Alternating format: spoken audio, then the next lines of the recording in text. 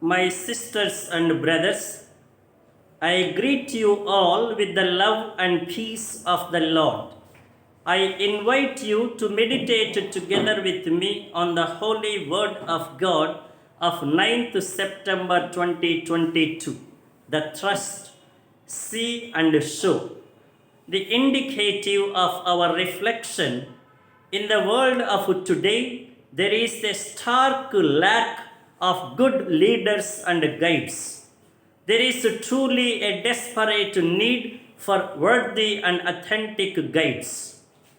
Today's Word of God drives home to us one significant theme, namely being good guides and leaders.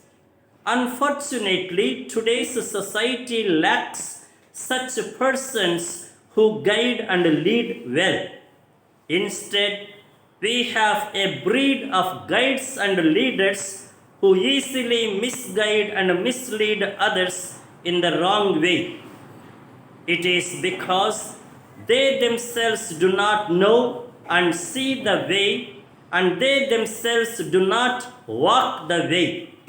When one does not see the way, how can he show the way to others? Thus, rightly, the remark of Jesus applies to many today. Jesus asks, can a blind man lead another blind man? Will they both not fall into a pit? Who then is a good guide and a leader? What makes one a good guide and leader? First of all, it is the ability to see. See what? See different factors. See the master. See the master who teaches and trains us to become like him. See then ourselves as his disciples who are never above the master. Our duty is not to overshadow the master, not to show ourselves as greater than the master. Rather, it is always to submit ourselves to him in docility and strive to grow more and more in his likeness. See our own defects and imperfections that are larger like log than those of others that are like speck. We need to avoid all our attitudes and approaches toward others. This will make us judgmental and accusative toward others while blind and indulgent toward ourselves. See our vocation as a free and gratuitous gift. There is nothing to boast about. It is not one's credit. Thereby, see also our mission as a gracious obligation. It is not a favor we do to God at our will and convenience.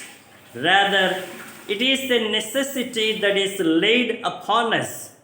Therefore, woe to me if I do not do the mission, the preaching entrusted to me.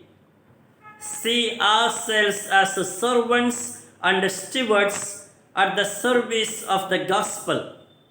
See ourselves as runners and athletes in the race.